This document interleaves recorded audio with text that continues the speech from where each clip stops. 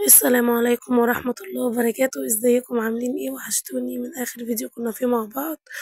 ونقول اللهم صل وسلم وبارك على سيدنا محمد وعلى اله واصحابه اجمعين. لو اول مرة تشوفيني، معاكي اختكم مكرمة صاحبة قناة ماما وكوكي. ما تنسينيش بلايك واشتراك في القناة عشان يوصلك كل جديد.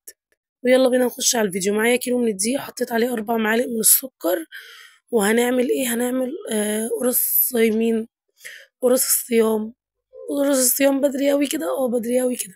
بصراحة هي كانت قرص وطلعت معايا جميلة أوي كده، فأنا اعتبرتها قرص الصايمين. تمام. معلقة خميرة، معلقة بيكنج. لا استنوا، بصوا، كيلو دقيق، 4 معالق سكر، باكيت خميرة، رشة ملح. بس ما حطيتش حاجة غير كده. تمام تمام. هبتدي بقى شيء، أنا هعجن بلبن. تمام. عندك لبن زودتيه مية عادي، عندك لبن بس ماشي عادي، اللي يجي معاكي اعجني بيه. بس الأحسن إنه يكون في لبن في الموضوع يعني. ابتدي بقى اعجني عجينتك كده. بصوا انا ابتديت اعجن العجينه وهي ابتدت تتلم معايا. بس طبعا طفيت الكاميرا عشان اعرف اتملك منها كويس. وبعد ما اتلمت معايا كده كنت مسيحه حوالي معلقتين من السمنه، بس معلقتين كبار هرميين. ونزلت بيهم. اول ما هتنزلي بيهم كده تحسي ان العجينه بتفك منك وبتسيح. ما تقلقيش، هتتلم تاني وتبقى حلوه قوي قوي. بصوا انا عندي لازم ان هما جنب الشاي بلبن يشربوا. بصوا بوريكم العجينه بقت ناعمه ازاي. بقت ناعمه وجميله قوي بجد. لازم يشربوا مع الشاي بلبن، ياكلوا قرصة، ياكلوا بتهاية، بقسماط. المهم ان هم يبقى في حاجة مع الشاي بلبن. تمام. فانا طبعا لازم، يعني لو تلاحظوا انا على طول بعمل معجنات. اكيد الامهات اللي زي معنيين برضو من حكايه ماما ماما ماما ماما ما بيبطلوش. ربنا يا رب يبارك فيهم ويخليهم. المهم فبعمل معجنات بصراحه بتريحني. اللي هو انت بدل مثلا ما انت شغاله وبتعملي حاجه مهمه وماما اعملي لي سندوتش، روح خد لك قرصه من العلبه، روحي خدي لك قرصه من العلبه. فبتريحني وبتريح كلهم، صدقوني يعني. جربوها مش هتندموا، هتعجبكم قوي قوي قوي. تمام. قطعت بقى العجين بتاعي كده الكور كلها متساوية، عشان خاطر هنعمله النهاردة بطريقتين وهتشوفوهم معايا. تابعي الفيديو للآخر، ولو وصلت لحد هنا من الفيديو ما تنسينيش بلايك واشتراك في القناة عشان يوصل لك كل جديد. لو تلاحظي انا ما استعملتش اي دقيق ولا اي مادة دهنية عشان عجيني ما يلزقش. يعني بسم الله ما شاء الله العجينة كانت حلوة معايا. لا هي طرية ان هي تلزق، ولا هي ناشفة ان هي محتاجة مثلا حاجة تفردها، فاهميني؟ انا كنت قطعت العجين كله اهوت. اللهم بارك. بصوا كيلو دقيق عمل لي قد ايه. طبعا لو هتجيبي مثلا الحاجه اللي احنا هنعملها من السوبر ماركت، قولي هتجيبي الواحده ب2 3 جنيه. غير بقى ان انت كمان ضامنه حاجتك نظيفه في بيتك. حتى بصوا وانا بفردها مش محتاجه برضو اي دقيق. وطبعا انا مطهره الرخامه بتاعتي وغسلاها قبل ما اعمل عليها اي حاجه عشان اشتغل عليها. وبعدين ده عجين يعني، حتى لو الرخامه عليها اي حاجه هيبان فيه، انما انا غسلاها كويس جدا. جبت بقى الصاج بتاعي وبرضو ما دهنتوش اي حاجه. وابتديت ان انا افرد القرصه كده نص فرده وارصها في الصاج. تمام. وهسيبها تختمر كمان ساعه، يعني انا سبته ساعه يخمر يعني وهو معجون، وهسيبه ساعه يرتفع تاني بعد ما افرده اهو زي ما انتم شايفين كده. اللهم بارك. بجد حلوه حلوه حلوه. اللايك بقى والدعم يا جماعه. بحاول والله ان انا اطور من الفيديوهات على قد ما اقدر عشان خاطر تدعموني واعرف افيدكم بحاجه واحده بس. فيا رب تدعموني، يا رب اكون خفيفه على قلبكم واسيبكم على الفيديو شويه.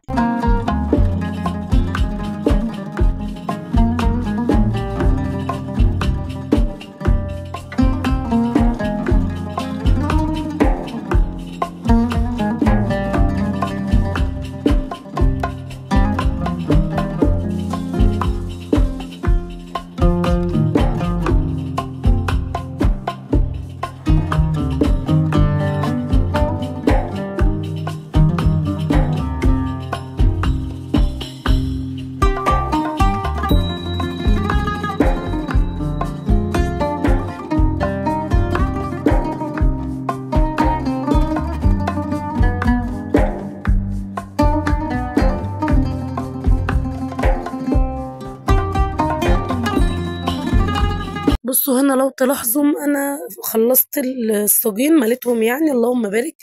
الكمية حلوة. وفردت كده 5 على الفوطة وهغطيهم وهسيبهم يرتاحوا لمدة 10 دقايق بس.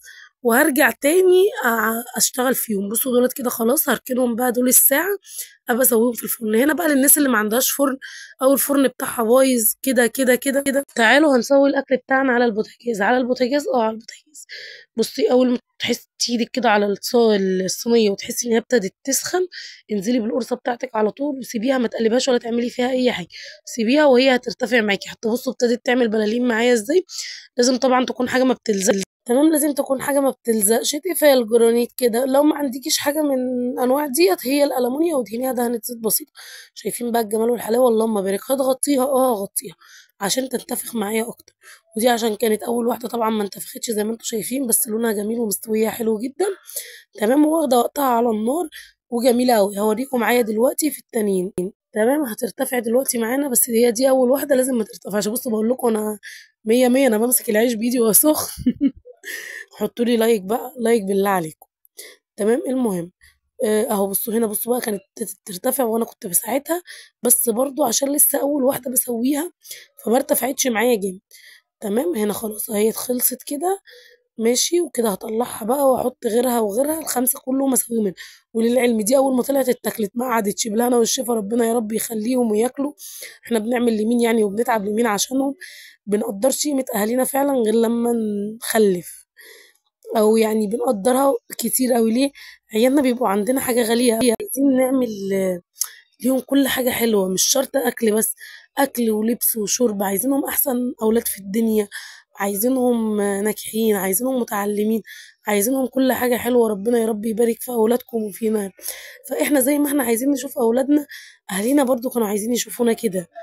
فالحمد لله الحمد لله، يا رب ديم علينا النعمة الحلوة ديت، الأهل والخير والأولاد، كل دي نعم ربنا مديها لنا. ألف حمد وألف شكر ليك يا رب.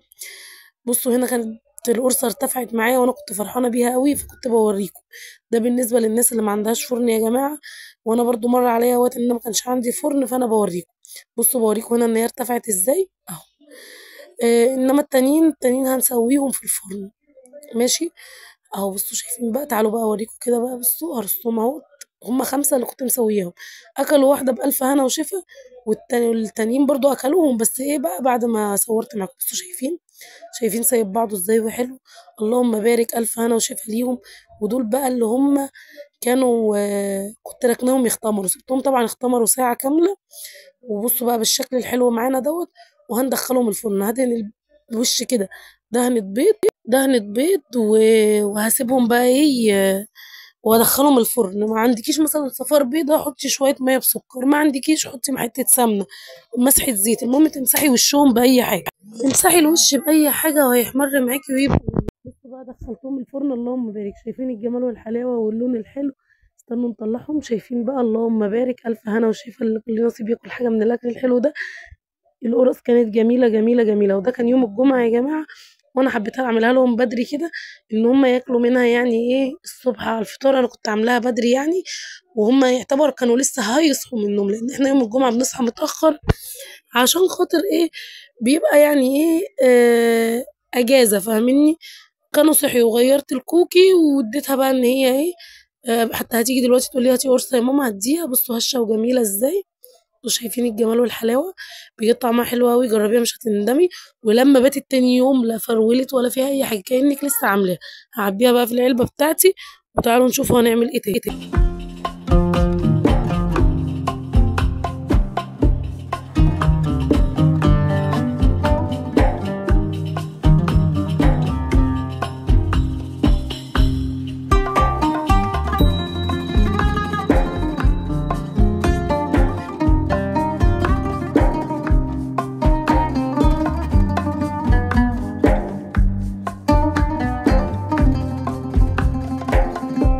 كده بقى خلصنا مرحلة القرص، ويلا بينا نخش على الغدا. القرص دي انا كنت عاملاها للفطار والعشاء، يعني ياكلوها كده الصبح اول ما يصحوا، ياكلوها بالليل قبل ما يناموا. تعالوا بقى نخش على مرحلة العشاء. نزلت السوق وجيت، حتى لو تلاحظوا انا كنت برص معاكم القرص بعباية سمراء، لان انا كده كنت خلصتها يعني، كنت سايباها تبرد. ونزلت السوق وجيت جبت السردين ده، وجيت جبت الكيلو ب60 جنيه. اول كيلو عملت فيه ايه، ده دربته كده على شوية ملح وحطيته في التلاجة، عايزة اخلله. وهصور معاكم فيديو السردين المخلل عشان المرة اللي فاتت اتنسى.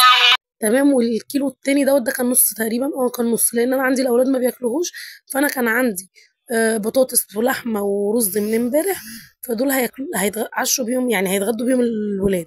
وده كنت عامله ليا انا ووالدتي، فنضفته كده معاكم وظبطته. بعد ما غسلته بقى كنت ضاربه فلفل كده في الخلاط، اللي هي دقه السمك العاديه اللي احنا متعودين عليها، بس انا عشان انجز معاكم الفيديو عشان ما يطولش اكتر من كده، وحطيت عليه كمون وكزبره ناشفه وقلبته وسبته في التلاجة شويه لما جينا نتغدى. اما جينا نتغدى تمام قليته. بصوا هنا برضو العلب دي بتدوخني شويه في القفل، بس جميله قوي على فكره. بهارات جولدن يا جماعه، جميله جميله فعلا، حرفيا تحفه، فاهمني بجد. ماشي. جبت بقى العلبه دي، حطيت فيها كده شويه دقيق وشويه بقسماط وشويه كمون وايه، وهديهم بقى تقليبه كده، وهبتدي ان انا احط على السمك بتاعي يعني دقيق عشان احطه في الزيت. وهعمل معاكم سلطه كده. وبصوا انا بحاول اجرب لكم الفيديو عشان ما يطولش والله، ما تعودتوش مني على فيديوهات طويله، فسيبوا لي بقى لايك وكومنت حلو عشان يوصلكم كل جديد. بصوا بوريكم ان الحركه دي حلوه وما بهدلتش الدنيا معايا دقيقه. وهنا كنت بعمل السلطه، فاهميني اللي هو بصوا انا اساسا يعني كان نفسي تبقى سرعه الفيديو كده زي سرعتي ساعتها، لان كنا جعانين فعلا، احنا متغديين الساعه 5 وشويه يعني كتير، فاهميني، وفاطرين الصبح بدري، فكده كتير، لا هم عايزين ياكلوا. الف انا وشفا ليهم. يا رب يكون الفيديو عجبكم، ويا رب يكون خفيف على قلبكم. وتعالوا كده بقى ايه، نظبط طبق سلطه كده بالبصل والخضره والطماطم، ونحبشه كده ونخليه كده حلو، حاجه حلوه. تمام. وهنا كنت بقلي السمك ورايا يعني على النار، فما صورتش معاكم يعني وانا بقلي السمك. يا رب تكون فيديوهاتي بتعجبكم، ويا رب تكون خفيفة على قلبكم. هغرب بقى السلطة دي في طواجن كده، وتعالوا نشوف السردينة. بصوا انا من عشاق السردينة يا جماعة، انا بحب السردينة جدا. يعني لو حطيتي قدامي لحمة او فراخ او سمك او اي حاجة، حطيتي جنب منها سردينة، انا هاكل السردينة واسيب كل ده. في ناس تقول لي انتي بتأفوري، لا والله مش بأفور، انا فعلا من عشاقها، بحبها جدا، ليها طعم مختلف كده، فاهمني. هنا هو كنت بطلع وبرص على طول كده على الخضرة عشان يتصفى معايا. اللهم بارك. ويا رب يكون الفيديو عجبكم، ويا رب يكون خفيف على قلبكم. ما تنسونيش بلايك واشتراك في القناة عشان يوصلكم كل جديد. ربنا يبارك في ولادكم ويبارك فيكم جميعا، ويا رب ينصر أهلنا في فلسطين يا رب وفي غزة، ويبارك يا رب وينصرهم نصرا عظيما يستعجب له أهل السماوات وأهل الأرض. وألف مبروك لسمر، ربنا يا رب يجعل المطعم بتاعها فتحة خير عليها، ويبقى فيه فرع واتنين وتلاتة. مبروك سمورة حبيبتي، أنا بحبك قوي وانتي بصراحة قدوة بالنسبة لي، وأكيد نفسي أوصل لي، يعني أوصل للي انتي وصلتي له. يا رب كل اللي نفسه في حاجة يحققها، ويا رب يدينا على قد نيتنا زي ما بيقولوا. وشايفين بقى الجمال والحلاوة، دهب دهب دهب. لا تقولوا لي بتأفوري، قلت لكم ما بأفورش. هنا هغرف الرز اهوت، وهغرف بقى للأولاد البطاطس، بس هقفل معاكم الكاميرا، واستودعكم في الله الذي لا تضيع ودائعه، ومع السلامة.